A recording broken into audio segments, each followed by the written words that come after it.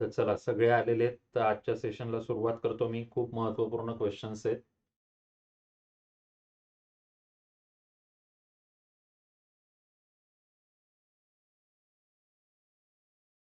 चला पहिला प्रश्न.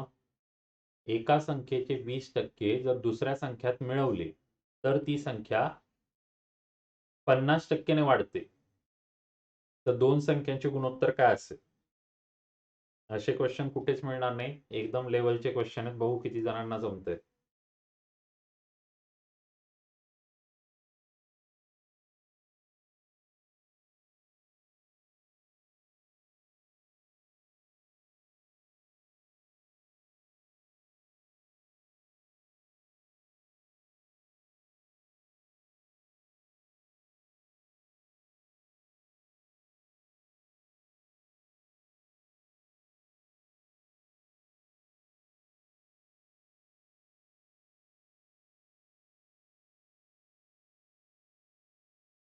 एका संख्येचे 20%. एका संख्येचे 20% जर दुसऱ्या संख्येत मिळवले. एक संख्या x तिचे 20%. मग हे आलं 20 एके 20, 20 100. मग x चे 20% आले x/5.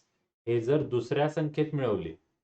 y मध्ये जर आपण x/5 मिळवले तर ती संख्या 50% ने वाढते. म्हणजे y ही संख्या y न राहता 50% ने वाढते. म्हणजे ती काय होईल? y चे 150% होईल. 50% ने वाढते म्हणजे.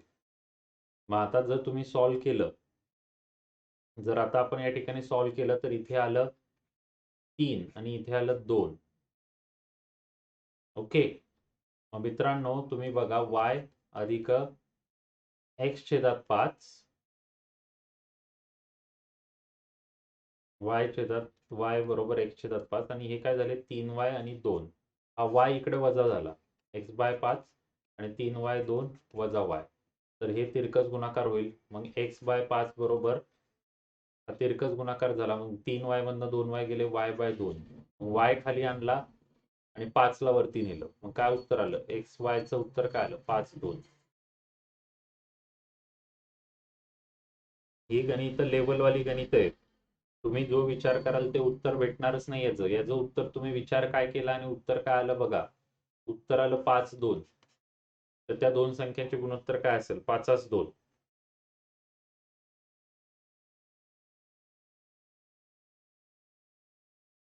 बघा समजतंय का? डाऊट असेल तर तुम्ही विचारू शकता.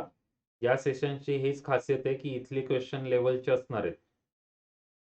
बघा तुम्हाला समजतंय का? कोणाला काय विचारायचं तर बघू. बघा काय.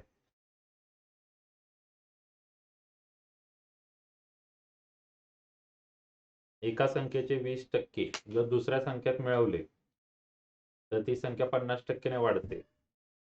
तर संख्यांचे गुणोत्तर काय असेल? उत्तर आलं 5 2.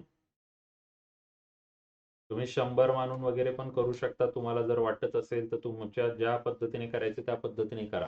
मी तुम्हाला हे पण दाखवतो की ऑप्शनने पण कसं करायचं. समजा एक संख्या मी मग मित्रांनो काय करतो. समजा x माझी 50 आहे आणि y माझी 20 आहे असं पकडतो.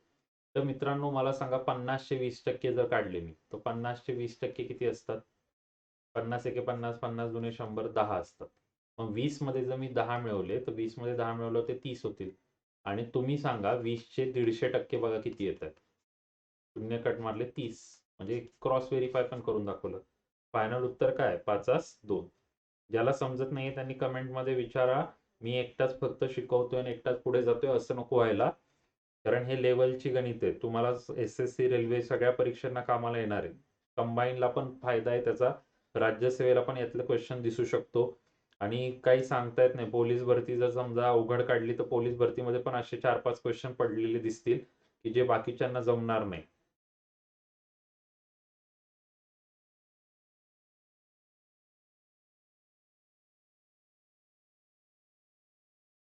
चला आता पुढे जातोय मी.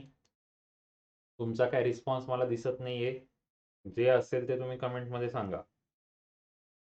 सगळ्यांचं स्वागत आहे. भारी भारी गणितं इथे चाललेली आहेत. 3 2 5 गुणोत्तर असलेल्या संख्यांच्या वर्गाची बेरीज 1862 असल्यास त्यातील मोठी संख्या ओळखा. 3 2 5. 3 2 5 गुणोत्तर असलेल्या संख्यांच्या वर्गाची बेरीज 1862 असल्यास त्यातील मोठी संख्या ओळखा. मग इथे काय करावं लागेल माहितीये का? पहिली संख्या 3x तिचा वर्ग अधिक दुसरी संख्या 2x त्याचा वर्ग अधिक तिसरी संख्या 5x त्याचा वर्ग आणि ह्या सगळ्यांची बेरीज 1862. 3x चा वर्ग झाला 9x चा वर्ग, हा झाला 4x चा वर्ग, हा झाला 25x चा वर्ग, बरोबर 1862. चला एवढं इक्वेशन मांडलेले मी. आता पुढे कोण करते बघू. इक्वेशन मांडून दिलेले. मित्रांनो सेशनला लाईक जरूर करा, शेअर करा तुमच्या मित्रांपर्यंत. हे बेरीज पण करू शकता. 9 आणि 4 किती आहेत? 9 आणि 4 13, 13 आणि 5 18, 28 38, 38 x चा वर्ग बरोबर 1862. चला करा सॉल्व. आता काय सांगतायत बघूयात आपण.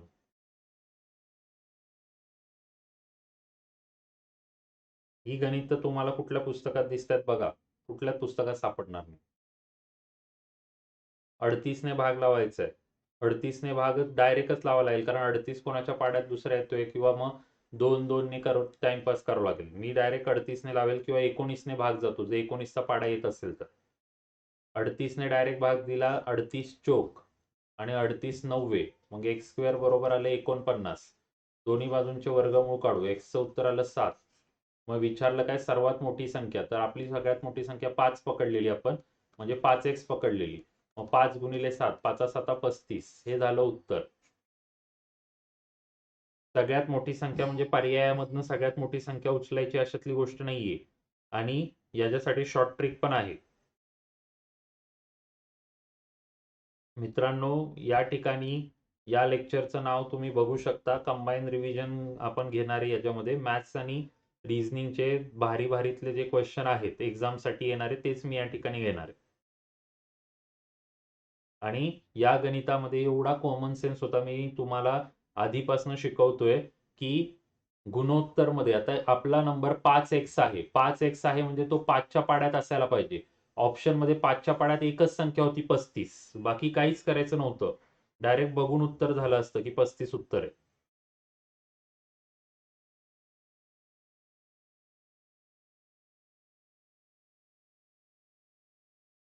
कळतंय का? कोणाला डाऊट असेल तर विचारा. झालं का क्लिअर? कमेंट वाचतोय मी. कोणाचे डाऊट आहे तर क्लिअर करून टाका. मग तुम्ही काय बोललंच नाही तर मला कसं काय कळणार समजते नाही समजते, पुढे जायचं का नाही जायचं? कारण मग असं केलं तर गणित खूप कमी होतात. चला पुढच्या गणिताकडे मी गेलोय. तुम्ही पटापट काय उत्तर सांगत नाहीयेत. 64 लिटर द्रावणात दूध व पाणी यांचे प्रमाण 5:3 आहे. त्यामध्ये किती लिटर पाणी मिसळले असता हे प्रमाण 3:5 होईल?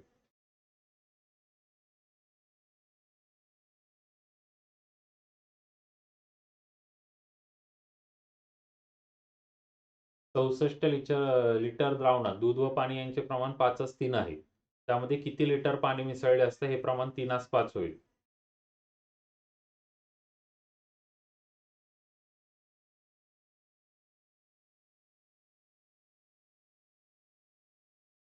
सोप्पं गणित.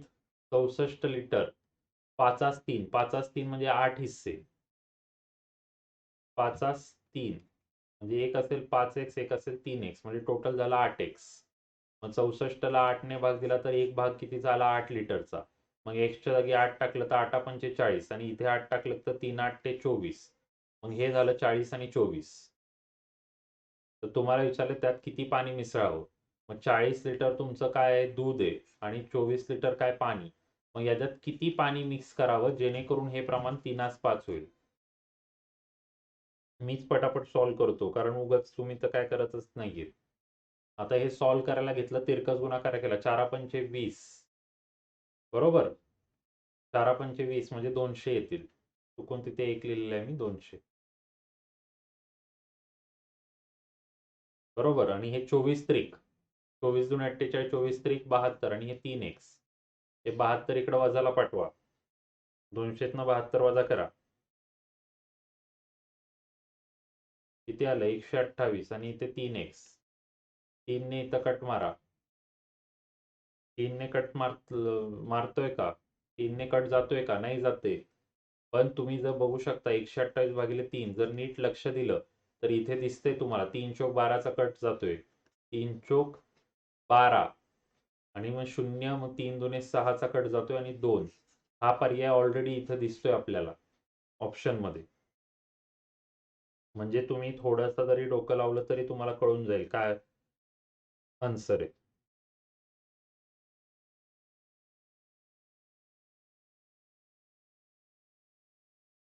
बाकीची मुलं कुठं गायब झाली वाटतं आज. तेच असतं की एकदम भारी गणित घ्यायला लागले की मुलं गायब होऊन जातात. आणि कसं आहे चॅप्टर वाईज घ्यायला घेतलं तर मी चॅप्टर वाईज परत सुरू करू शकतो, पण तुम्ही चॅप्टर वाईजला परत येणार का? तर मग मी चॅप्टर वाईज चालू करेल, पण चॅप्टर वाईज आत्ताच नाही, 20 फेब्रुवारी नंतर आपण बघू. जर तुम्हाला पाहिजे असेल तर मी चॅप्टर वाईज मध्ये सुरुवात करेल. आकाश, अजून कोण कोण बघतायत लेक्चर आपलं? तुकारामपणे अजून सगळ्यांचं स्वागत आहे.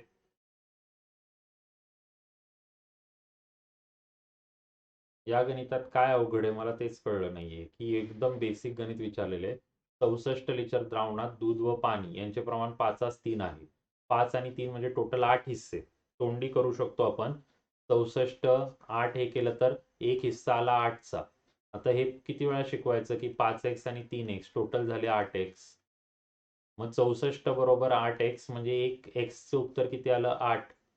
मग एक्स जर 8 आलं तर 5x जर आपण घेतलं तर 5 गुणिले 8 मग 40 लिटर दूध आलं आणि 3x मग 3 गुणिले 8 म्हणजे हे 24 लिटर पाणी आलं. आता इथे दिलेलं आहे त्यामध्ये किती लिटर पाणी मिसळले? फक्त पाणी मिसळायचंय म्हणून पाण्यामध्ये एक्स टाकला. दूध नाही टाकत आहे आपण, फक्त पाणी टाकतोय. मग हे प्रमाण किती होईल? 3:5 होईल.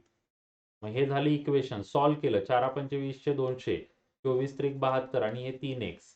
हे 72 इथनं कट मारले 128 आणि 3x. मग 3 ने 128ला भाग दिला. आता हा भागाकार काहींना समजत नसेल तर आपण लहानपणी जो करत होतो तो 3 चोक 12, मग 0, मग 3 दुने 6, मग बाकी 2. मग हे कसं करतात? इथे 3 लिहिला, बाजूला त्याचा भागाकार लिहिला 42 आणि बाकी वरती लिहिली 2. मग हे उत्तर इथे पर्यायामध्ये आहे. ओके. मी चॅप्टर वाईज कधी घेणार आहे? ज्यावेळेस 50 जण लाईव्ह बघायला येत असतील त्यावेळेस मी चॅप्टर वाईज घेणार आहे. मग आता ते तुमच्या हातात आहे. तुम्ही मला 20 तारखेपर्यंत वेळ आहे. तुमचे 50 मित्र जर येत असतील तर मी मग चॅप्टर वाईज स्टार्ट करेल 20 तारखेपासून. तुमच्यावर आधारित आहे. आता तुम्ही सांगा मला, तुम्ही तयार असाल तर मग करू आपण. बघा, तिकिटांच्या किमती अनुक्रमे 12 रुपये, 9.5 रुपये व 4 रुपये आहे. व तिकिटांची विक्री अनुक्रमे 3, 6, 11 या प्रमाणात झाली असेल तर प्रति तिकीट सरासरी किंमत काय असेल? प्रति तिकीट सरासरी किंमत काय असेल?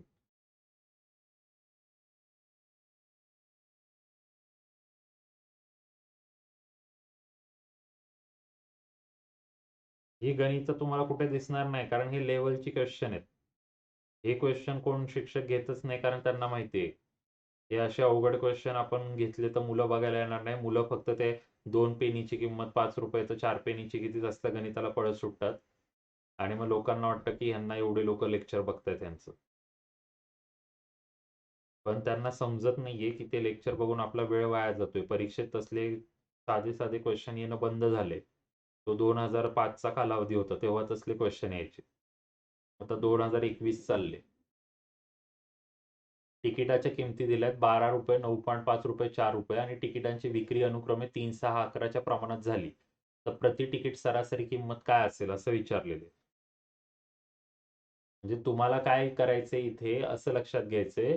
तुम्ही असं करू शकता की 12 रुपये वाले समजा 3 तिकीटं विकली गेली, मग आले 36 रुपये. 9.5 रुपये वाले समजा 6 तिकीटं विकली गेली, मग इकडे बघा 6×5 = 30 चे 0, 6×9 = 54, 55, 56, 57, मग हे 57 रुपये आले. 0.0 तर काय घ्यायची गरजच नाहीये. आणि 11 रुपयाच्या हिशोबाने 11 रुपयाच्या हिशोबाने नाही 4 रुपयाच्या हिशोबाने 11 तिकीटं असं घ्यायचंय. 4 रुपयाच्या हिशोबाने 11 तिकीटं मग झाले 44 रुपये. हे पण पॉईंट काय घ्यायची गरज नाही. टोटल केले 6 आणि 4 10 आणि 7 17चे 7. आजचा आला 1. 4 4 8 आणि 5 13. 137 रुपये जमा झाले तुमचे. आता 137 रुपये जमा झाले. आता हे 137 रुपये जमा झाले. किती तिकीट विकल्यानंतर हे जमा झाले हे महत्वाचे. आता किती जणांना समजते? 137 कुठनं आले ते कळाले का? 4 रुपयावाले 11 तिकीट विकली 44, 12 रुपयावाले 3 तिकीट विकली 36 आणि 9.5 वाली 6 तिकीट विकली. बघा सगळ्यांना समजतंय का? 57 रुपये, 12 36 रुपये आणि 11 चौक 44 रुपये. मग ह्या सगळ्यांची बेरीज जर केली, 36 रुपये मिळाले आपल्याला, 57 रुपये मिळाले आणि 44 रुपये मिळाले, म्हणजे टोटल 137 रुपये मिळाले. आता पुढचं महत्वाचा मुद्दा आहे की आता पुढे काय करायचे. आता विचारलं काय, प्रति तिकीट सरासरी किंमत काय पडली असेल. हे कसं करायचं सांगा, कोणाला जमतंय आता सांगा.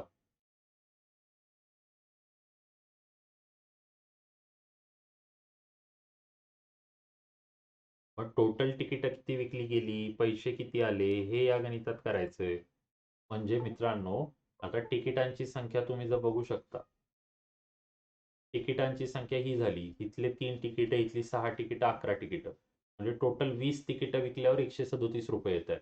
मग सरासरी आपण अशी काढतो. मग आता इथं 2 ने भाग लावून पॉईंट द्यायचा आहे फक्त. आता 2 ने भाग लावून तुम्ही करू शकता. तुम्हाला भागाकार जर येत असेल, 20 ने भाग तर नाही द्यायचा. काय करायचं, 137ला 2 ने भाग द्यायचा आणि 10 बाजूला ठेवायचे. मग 2 ने भाग दिला, बेसख 12, बेअट्टी 16 आणि बेपंचे मग 68.5 आणि 10, म्हणजे उत्तर आलं 6.85. मग सरासरी तिकिटाची किंमत काय पडली, 6.85 रुपये पडली.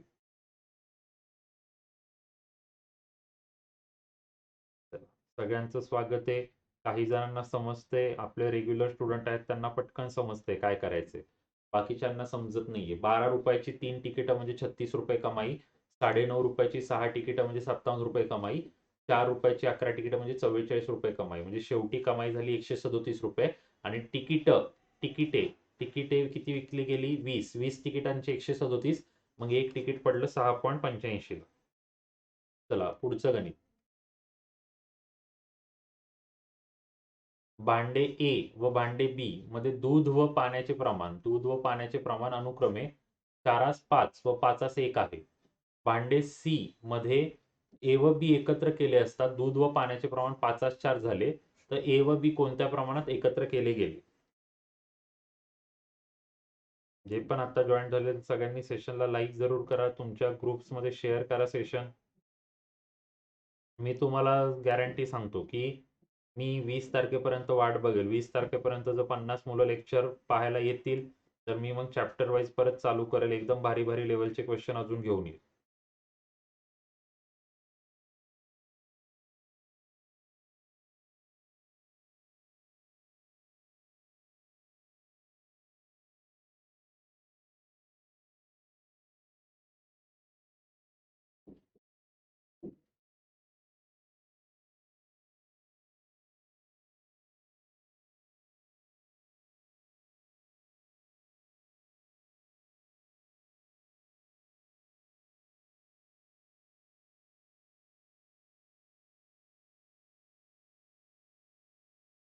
चला, किती जणांना येते आणि किती शिक्षकांनी हे करून दिलेलं आहे क्वेश्चन सांगा मला. आता तुम्ही युट्यूबवर बघता, ऍपवर बघता, सगळीकडे बघता, कोणत्या शिक्षकाने हा क्वेश्चन सॉल्व्ह करून दिलाय. भांडे ए व बी मध्ये दूध व पाण्याचे प्रमाण अनुक्रमे 4:5 व 5:1 आहे. भांडे सी मध्ये ए व बी एकत्र केले असता दूध व पाण्याचे प्रमाण 5:4 झाले, तर ए व बी कोणत्या प्रमाणात एकत्र केले गेले. आपले रेग्युलर वाले स्टुडंट असतील तर त्यांना हा क्वेश्चन मी अशा टाईपचा करून दिलेला आहे. मिक्सचर ॲलिगेशन नावाचं चॅप्टर आहे. किती जणांना आठवते बघा.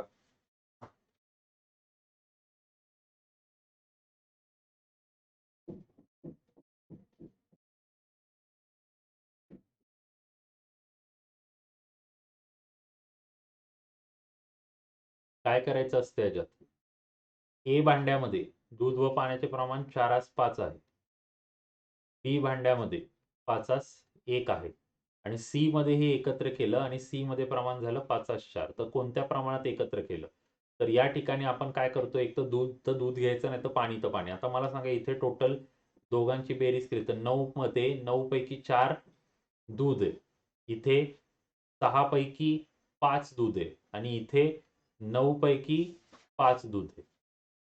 कसं काय? कारण पहिला आकडा दुधाशी रिलेटेड आहे, दुसरा पाण्याशी. हे मिल्क अँड वॉटर असं इंग्लिशमध्ये लिहितो, milk and water, milk and water. मग टोटल हिस्से 9, 9 पैकी 4 दूध, टोटल हिस्से 6, 6 पैकी 5 दूध, टोटल हिस्से 9, 9 पैकी 5 दूध. मग आता हे झालं तर कोणत्या प्रमाणात एकत्र केले गेले, तर याच्यासाठी मी एक वेगळी टेक्निक पण सांगितलेली, एलसीएम टेक्निक म्हणतात त्याला. 9 आणि 6 दोघांच्या पाड्यात येणारी संख्या 36 आहे.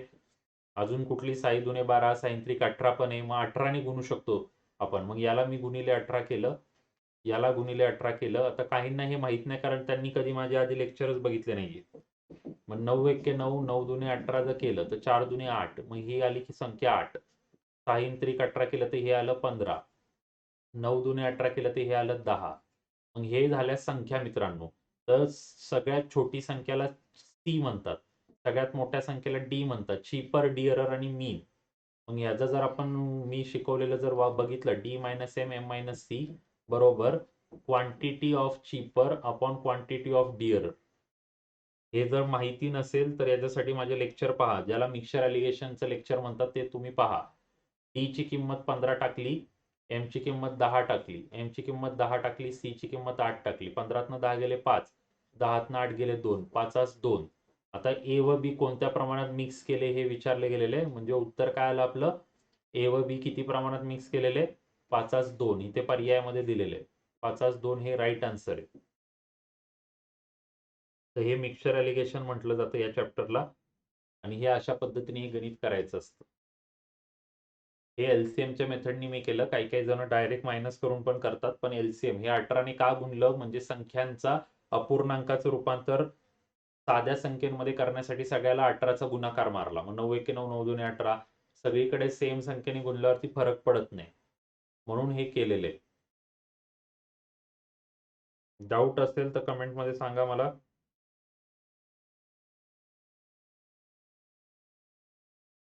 आणि ज्या मुलांना मिक्सचर ॲलिगेशन माहित नाहीये त्यांच्यासाठी मिक्सचर ॲलिगेशनची लिंक मी आपल्या टेलिग्राम वरती सेंड करेल. त्या ठिकाणी तुम्ही मिक्सचर ॲलिगेशनचं लेक्चर बघून घ्या, डिटेल तुम्हाला पूर्ण बघायला मिळेल. कारण हे चॅप्टर बहुतेक करून कोणी शिकवलेलं नाही, तर ते मी शिकवलेलं आहे, त्यामुळे ते तुम्हाला पाहता येईल पूर्णपणे. आणि माझ्या डोक्यात आहे की 19 किंवा 20 तारखेपासून, 20 तारखेपासूनच 20 फेब्रुवारीपासून जमलं तर मी चॅप्टर वाईज स्टार्ट करणार. पण बघा, तुम्ही तुमच्या मित्रांना घेऊन टोटल 50 जण येत असाल तरच मन करणार. चला पुढचं गणित. 4 घंटा अनुक्रमे 30 मिनिट, 1 तास, 1.5 तास आणि 1 आणि पाऊण तासाने वाजतात. दुपारी 12 वाजता ते एकत्र वाजल्यानंतर परत किती वाजता एकत्र वाजतील? एकदम भारी क्वेश्चन, परीक्षेला आता येऊन गेलेला आहे हा. आत्ताच रेल्वेच्या परीक्षेत पण आलेला, आरआरबी एनटीपीसी ला.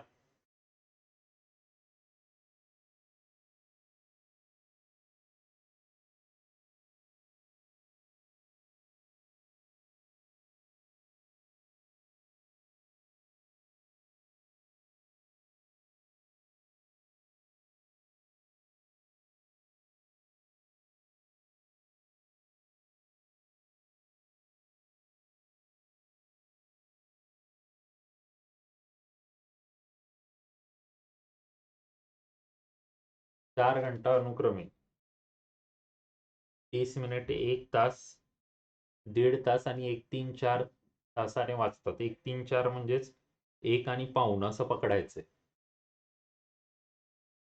नसेल येत तर कमेंटमध्ये डायरेक्ट सांगायचं, म्हणजे मी सॉल्व्ह करणार, नाही तर उगाच वेळ जाईल.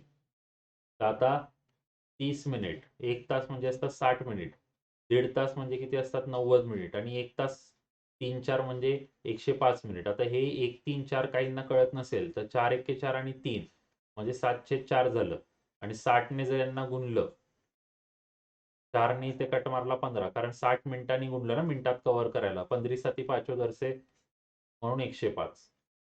बाकी तर काय 1.5 तासाचे 90 मिनिटं असतात, हे काय सांगायला लागत नाही. या सगळ्यांना भाग पण 15 नेच जाणार आहे. 15 दुने 30, 15 चोक 60, 15 सक 90, 15 साती 5 दरसे. मग आता परत भाग कशाने जाईल, 2 ने. बेक बे, बे दुने 4, बेत्रिक 6 आणि 7. आता आता कशाने भाग जाईल? कशानेच नाही. मग 15 दुने ह्यांचा गुणाकार करतात 30. 30 दुने 60. 60 त्रिक 180 आणि 180 7 किंवा 7 त्रिक 21, 21 दुने 42 असं केलं तरी चालेल बघा. ह्या सगळ्यांचा गुणाकार 7 त्रिक 21, 21 दुने 42 हा झाला 42 आणि 15 दुने किती झाले 30. यांचा गुणाकार केला 0, 3 दुने 6 आणि 3 चौक 12. 1260 मिनिटानंतर हे एकत्र वाचतील. आता 1260 मिनिट म्हणजे किती? 1260 मिनिट म्हणजे किती तास? 60 ने भागावं लागेल. मग 6 ने भाग मारला 6 दुने 12 आणि 6 एक्के 6 म्हणजे 21 तास मित्रांनो. मग आता 21 तास म्हणजे किती असतील? किती जणांना येते? 21 तास. 1260 मिनिट उत्तर आलं. मग 1260 ला 60 ने मी का भागलं? तासात रूपांतरित करायला. मग आता मला सांगा तुम्ही काय 21 काय असं तोंडी मोजत बसणार आहे का? मला सांगा 21 कसं काय मिळणार आहे? कधी दुपारी 12 वाजता वाजलेले आहे ते. मग मला सांगा दुपारी 12 ते उद्या दुपारचे 12 वाजेपर्यंत 24 तास होतील आणि इथे 21 तास आहे. म्हणजे याचं उत्तर आहे सकाळचे 9 वाजता. बघा समजतंय का? सकाळच्या 9 वाजता उत्तर आले.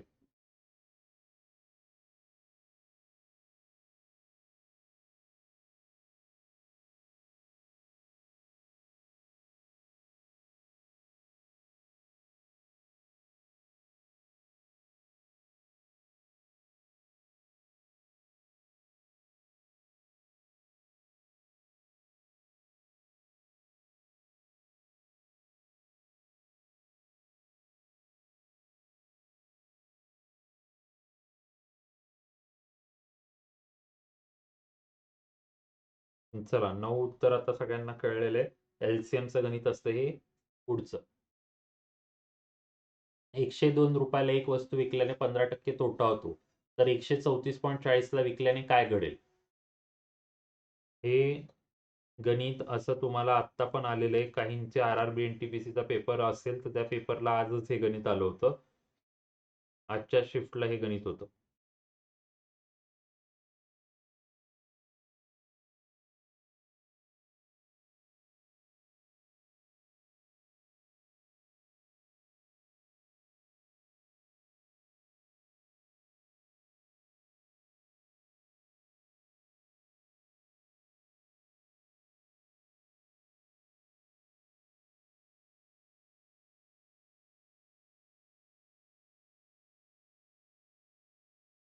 ₹102 एक वस्तू विकल्याने 15% तोटा होतो. तर 134.40 ला विकल्याने काय घडेल?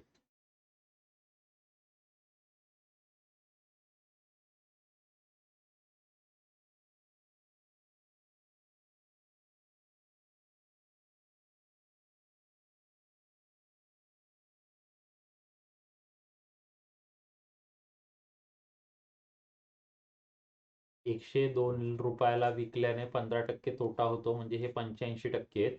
तर 134.40 रुपयाला विकल्यावरती काय घडेल असं विचारलेलं आहे. तर आता कॉमन सेन्स आहे, तुमचे पाडे पाठ असणं गरजेचं आहे. इथं 5 ने भाग दिला किंवा 17ने, 17 पाची 85, 17 सकम दुओदरसे असा भाग लागतोय. आणि इथे एक्स जागी तुम्ही हे घेतलं तर 6x बरोबर 134.4 गुणिले 5 असं झालं. 6 ने इकडे भाग जर मारला, 6 आणि इथे भाग मारला, 6 दुने 12, इथे 14 झाले, परत 6 दुने 12 आणि 4चा भाग लागेल 6 चोक 24. मग एक्सचं उत्तर काय आलं? 5 चोक 20, 5 दुने 10 आणि 2 12, 5 दुने 10 आणि 1 11, 112 उत्तर येते याचं.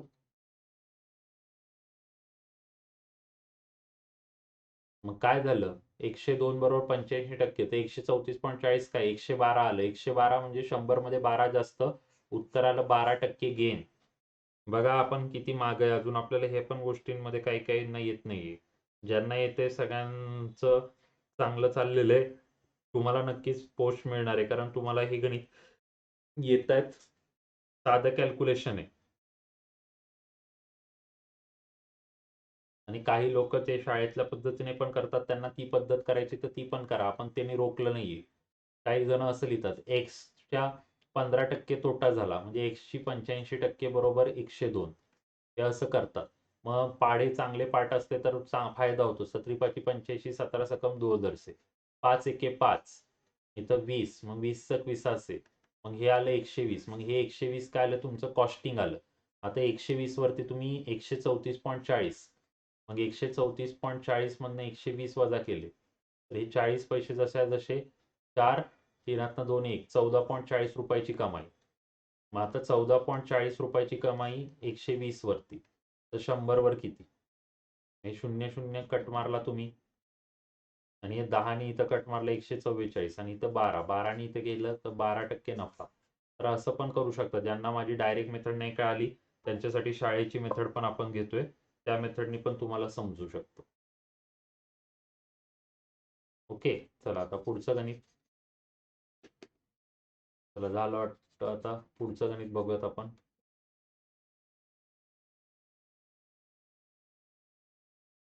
क्लिअर आहे सगळ्यांना?